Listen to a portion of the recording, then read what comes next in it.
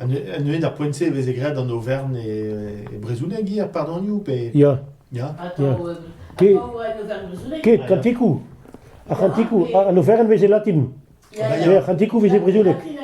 Ja, an Auvergne vez tout de latin. Ni bet a Cantico vez Brezhoneg. Ja. Ar Sarmoun, ar Sarmoun vez egret e Brezhoneg hier. Ja, Sarmoun vez Brezhoneg. Sarmoun vez Brezhoneg. Ja.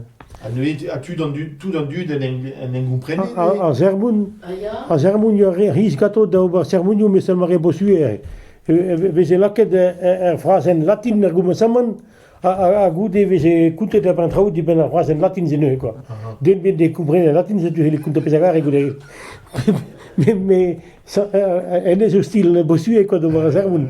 La phrasen latin da genta a goude no staken da kuntet trau di ben. A phrasen c'est cool. Vraiment mazone kishin a phrasen na zoevel. Du winke peta ya phrasen. Ja. Mais en Auvergne, il y a latin, n'a pas c'est tout. Ja.